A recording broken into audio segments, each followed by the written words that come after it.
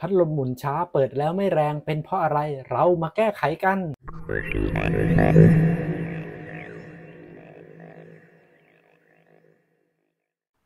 หลายๆท่านคงเคยเจอปัญหาพัดลมที่ใช้มาระยะเวลาหนึ่งก็จะเกิดอาการหมุนช้าหรือเปิดแล้วกว่าจะพัดลมจะหมุนบางครั้งอาจจะต้องใช้นิ้วในการช่วยหมุนใบพัดลม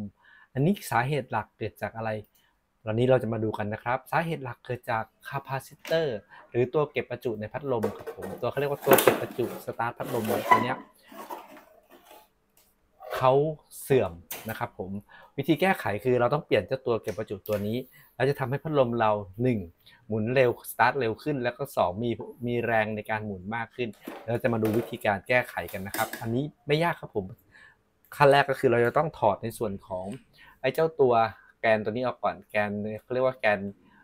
ล็อกพัดลมสายนะครับเราต้องถอดก็ออกก่อนนะครับถ้ามีใครมีไขควงธรรมดาก็สามารถใช้ไขควงธรรมดาขายได้เลยนะครับอันนี้ผมมีไขควงไฟฟ้าขออนุญาตใช้ไขควงไฟฟ้านะครับผมโอเคนี่อันนี้คือแกนล็อกตัวพัดลมไม่ให้สายนะครับผมหรือกดให้สายนะครับต่อมาที่เราต้องทำก็คือหมุนถอดตัวนี้ครับผมในส่วนของฝาหลังฝาปิดข้างหลังพัดลมนะครับผมถอดออกนะครับอันนี้จะผมขออนุญาตตั้งขึ้นนิดนึงนะครับผม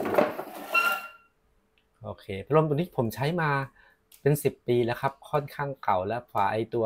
ล็อกพังหมดแล้วครับผมอันนี้แล้วมันมีปัญหาตอนนี้เริ่มหมุนช้าเราก็เลยต้องทำการซ่อ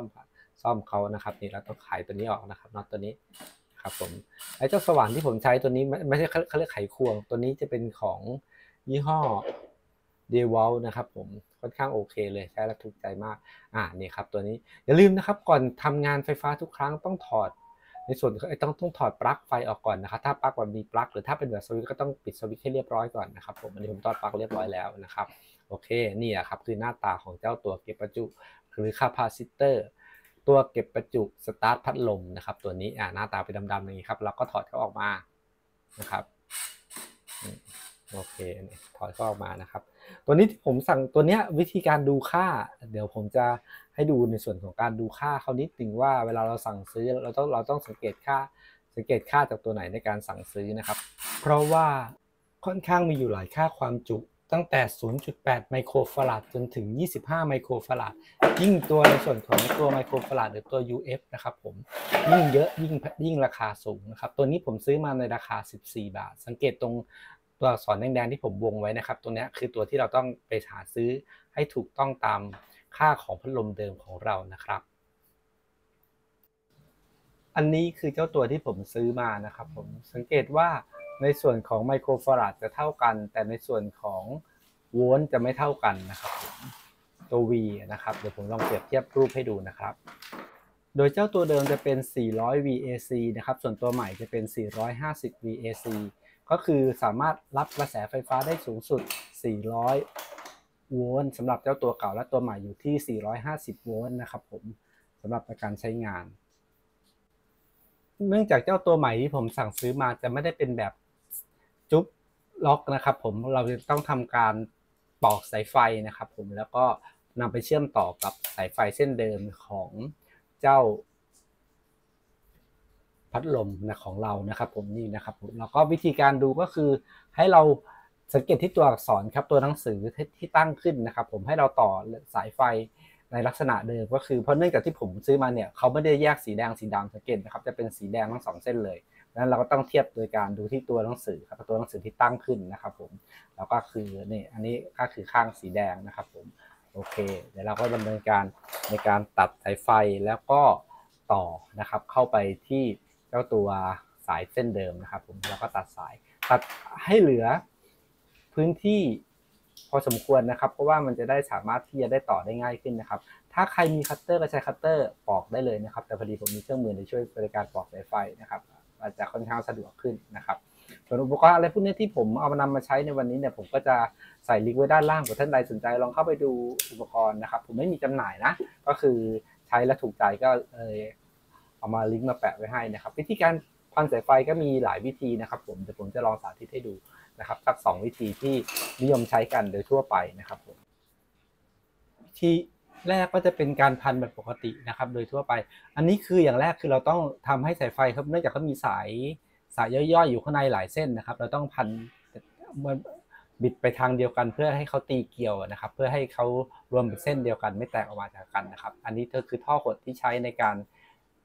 ปิดรอยเชื่อมนะครับปิดรอยที่เราพันเอาไว้นะครับผมคือเราต้องเอานำท่อหดใส่เข้าไปในสายไฟก่อนนะครับแล้วก่อนที่จะใช้ไฟแช็กหรือตัวเป่าความร้อนในการเป่านะครับผมอันนี้ข้อดีคือ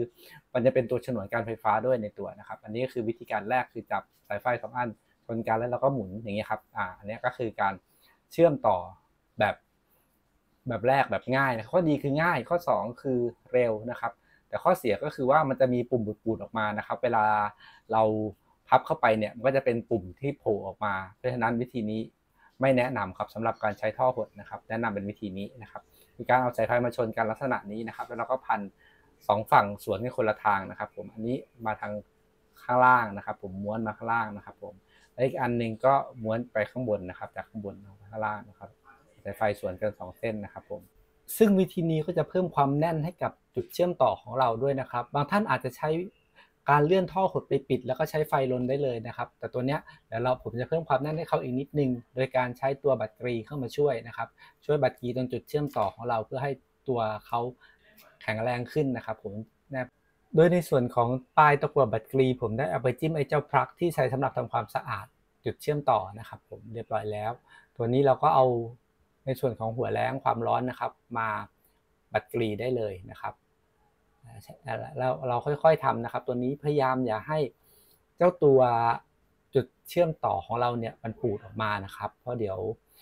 เวลาเราเลื่อนเจ้าตัวท่อหดไปมันจะไปติดนะครับผมพยายามเกลี่ยให้มันเสมอกันกับเจ้าตัวความกว้างของสายไฟนะครับตัวนี้นะพอตัวนี้เราเรียบร้อยแล้วเราก็ต้องทิ้งไว้นิดนึงให้เจ้าตัวจุดเชื่อมต่อเขาเย็นลงเพราะถ้าเกิดเรารีบเลื่อนในส่วนของเจ้าตัวท่อหดไปเนี่ยมันก็จะไปติดตรงนั้นนะครับเพราะว่าเจ้าท่อหดเนี่ยเขาจะทำงานหรือหดตัวเมื่อโดนความร้อนนะครับเราก็ต้องรอนิดนึงนะครับพอเรารู้สึกว่าเขาน่าจะเย็นตัวลงแล้วนะครับเราก็เอาเจ้าตัวท่อหดนะครับเลื่อนไปได้เลย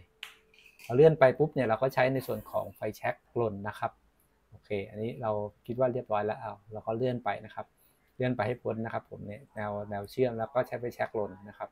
หรือบางคนมีในส่วนของเจ้าตัว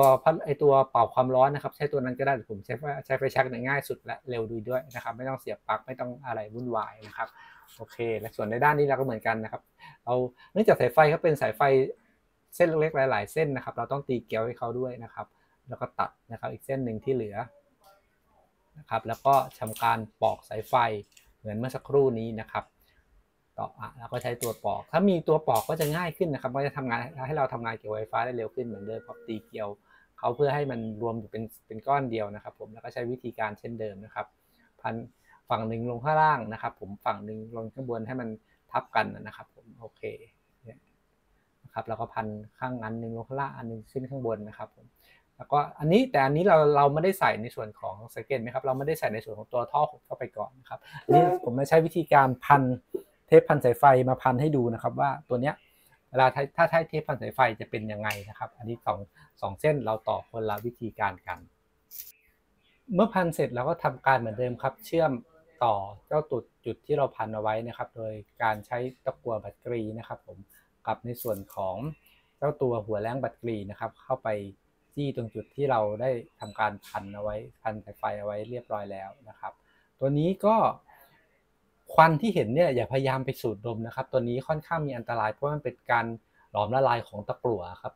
สารตะกั่วเองก็เป็นอันตรายนะครับพยายามทำงานในที่โล่งแล้วก็พยายามมีพัดลมในการช่วยดูดควันตัวนี้ออกไปนะครับโอเคอันนี้เรียบร้อยเราก็มาเกี่ยฝั่งด้านหลังให้ครอบคลุมทั้งหมดนะครับแล้วเราก็ใช้ในส่วนของเทปพันสายไฟเข้ามาพันปิดได้เลยนะครับตัวนี้เราใช้วิธีการนำเทปพันสายไฟมาพันปิดนะครับแทนที่จะใช้ตัวท่อหดนะครับก็ขึ้นอยู่กับว่าเพราะอย่างบางท่านที่บ้านอาจจะไม่มีตัวท่อหดนะครับไม่ได้ซื้อเตรียมมาไว้แล้วก็สามารถนำเทปพันสายไฟนะครับอันนี้ของตัวนี้ที่ผมใช้อยู่ตัวนี้จะเป็นของ 3M นะครับผมตัวนี้ก็ค่อนข้างโอเคครับเหนียวดีนะครับผมแล้วก็เขาเรียกว่าเพราะเทปพันสายไฟบางยี่ห้อที่ผมเคยใช้ปัญหาคือตัวเทปมันจะค่อนข้างกระด้างไม่ค่อยยืดหยุ่นแต่ตัวนี้เขาค่อนข้างยืดหยุ่นเลยครับแล้วก็ตัวเนี้ยนิดนึงเนื่องจากไอ้เจ้าตัวเมื่อสักครู่เนี่ยไอ้ตรงตัวตะกั่วแบตเตอรี่เรามีการเอาปลั๊กไป แต้มด้วยนะครับพอปลั๊กก็โดนความร้อนเนี่ยเขาก็จะละลายนะครับเราก็ต้องเช็ดในส่วนของสายไฟนิดนึงเพราะว่าถ้าเกิดเราเอาเทปสายไฟไปพันเลยเนี่ยปัญหาที่จะเกิดขึ้นก็คือว่าไอ้เจ้าเทปสายไฟจะติดไม่อยู่นะครับเราต้องเอาทิชชู่เช็ดเขาออกนิดนึงนะครับในส่วนค่าปลั๊กที่ละลายลงมานะครับแล้วก็เทปสายไฟพันได้เลยครับตอนนี้เราก็พันหลายๆชั้นนี่พันหลายๆรอบนิดนึงนะครับผมอย่าให้มีความห่างเยอะเพื่อที่ว่าเขาจะได้เป็นฉนวนไฟฟ้าป้องกันในส่วนของไฟที่จะรั่วหรือออกมาจากจุดเชื่อมต่อที่เราทำนะครับเมื่อเราพันเสร็จเรียบร้อยปุ๊บเนี่ยตัวนี้เราก็สามารถเทปพันสายไฟรุ่นของ 3M ตัวนี้ที่ผมใช้ค่อนข้างดีตรงที่ว่ามันสามารถฉีกง่ายไม่ต้องใช้เครื่องมืออะไรนะครับใช้มือดึงเนี้ยออกก็ออกเลยนะครับไม่ต้องใช้กรรไกรตัดหรือไม่ต้องใช้อุปกรณ์อื่นมาช่วยในการตัดนะครับนี่นะครับจะพัน1ชั้นหรือจะพัน2ชั้นก็ได้แต่คราวนี้ผมจะพัน2ชั้นนะครับคือพันไปแล้ว1รอบแล้วพันมาแล้ว1รอบแล้วก็เราจะพันกลับอีก1รอบนะครับโดยการทับลงไปในตำแหน่งจุดที่พันจุดเดิมนะครับผมแล้วก็พันกลับอีก1รอบอาจจะเปลืองสายไฟเทปพันสายไฟนิดนึงนะครับแต่ข้อดีคือเพื่อเพิ่มความปลอดภัยให้กับการใช้อุปกรณ์ไฟฟ้าของเรานะครับโอเคเนี่ยพอพันเรียบร้อยเราก็เก็บงานเรียบร้อยเรียบร้อยนะสังเกตไหมครับเนี่ย2ฝั่งจะคนละอย่างกันฝั่งหนึ่งใช้ในส่วนของท่อหดอีกฝั่งหนึ่งใช้ในส่วนของเทปพันสายไฟเดี๋ยวเราจะมาทดสอบการใช้งานกันดูนะครับว่าเราซ่อมโดยการเปลี่ยนคาปาซิเตอร์แล้วสามารถใช้งานได้หรือเปล่านะครับอันนี้เดี๋ยวเราจะกดที่เบอร์3กันเลยนะครับเพื่อดูว่าถ้ากดเบอร์3แล้วเปิดติดไหมสังเกตว่าใบพัดลมจะทำงานเร็วมากต่างจากตอนแรกที่จะมีอาการหน่วงอยู่พักหนึ่งก่อนที่จะเริ่มหมุนนะครับผมโอเคเดี๋ยวเราลองปิดนะครับแล้วลองเปิดเบอร์1ใหม่ดูซิว่าถ้าเปิดเป็นเบอร์1แรงพัดลมจะทำงานได้เร็วเหมือนกับการเปิดเบอร์3หรือเปล่าลองสังเกตนะครับว่าจะทำงานได้เร็วเนื่องจากพัดลมตัวนี้ค่อนข้างเก่าแล้วนะครับผมก็เลยเวลาหมุนเวลากดก็จะมีอาการสายๆนิดนึงที่หน้าพัดลมนะครับผมโอเคเรียบร้อยทุกครั้งที่เปิดพัดลมนะครับซ่อมพัดลมเสร็จเนี่ยเราอย่าเผลอไปจับตัวพัดลมที่ในส่วนที่เป็นโลหะนะครับเพราะว่าถ้าเกิดเรายังไม่ได้ติดฝาหลังเนี่ยมันอาจจะมีไฟรั่วไฟอะไรได้นะครับต้องระวังนิดนึงทำงานกับไฟฟ้าต้องระวังพยายามถอดปลั๊กทุกครั้งถ้าเกิดมีการจะจำเป็นจะต้องไปสัมผัสตัวอุปกรณ์ไฟฟ้านะครับที่อย่างโครงหลังพัดลมตัวนี้นะครับมันจะมีในส่วนของไฟฟ้าวิ่งเข้ามานะครับเพราะฉะนั้นต้องระมัดระวังนิดนึงเราก็ทำการเรียบร้อยแล้วเราก็จะจัดที่วางเขานะครับเนื่องจากไอ้เจ้าตัวคาปาซิเตอร์ตัวเนี้ยมันจะไม่เหมือนกับหน้าตาตัวของมาตรฐานที่เขาจากโรงงานของเขานะครับเราต้องมา modify ในส่วนของการติดตั้งนิดนึงตรงนี้เราก็ต้องหามุมที่ติดแล้วจะไม่ไปเกะกะในส่วนของการปิดฝาหลังแล้วก็2สายไฟไม่เผลอเข้าไปโดนในส่วนของที่เป็นเฟืองถ้าตำแหน่งนี้ไม่ได้สายไฟจะไปโดนเฟืองนะครับอาจจะทำให้สายไฟเกิดชำรุดได้เนี่ยเราก็อาจจะต้องดูจุดนิดนึงว่าจะหลบสายไฟไปทางไหนที่ดีที่สุดสำหรับการติดตั้งนะครับอันนี้เราได้ตำแหน่งแล้วคือเราจะติดลักษณะนี้นะครับโอเคเราก็ต้องจับสายไฟก่อนที่จะติดตั้งนะครับผมอันนี้เราจะไฟหลบไปด้านหลังตรงนี้นิดนึงนะครับไม่ให้เข้าไปใกล้ในส่วนของตัวมอเตอร์พัดลมนะครับก็ใช้ตัวนี้ใช้ตัวเจ้าตัวแกนก็เองเนี่ยเป็นตัวพยุงนะครับไม่ให้สายไฟไปพาดไปโดนมอเตอร์พัดลมแล้วก็ในส่วนของเฟืองนะครับตัวนี้เราก็สามารถที่จะล็อกได้เลยถ้าตำแหน่งนี้ไม่ปูดออกไปข้างบนแล้วก็ไม่โด่ไปข้างหลังนะครับสามารถติดตั้งตำแหน่งนี้ได้นะครับแล้วก็ใช้ในควงไขได้เลยนะครับผมในควงไฟฟ้าพวกนี้เราไขเบาๆนะค่อยๆกดจึ๊ดนะครับเพราะเนื่องจากเกลียวของเจ้าตัวน็อตที่เราไขเนี่ยเขาไม่ลึกมากเราก็กดเบาๆก็พอครับโอเคแล้วก็นำฝาหลังมาประกอบเรียบร้อยนะครับผมเราไป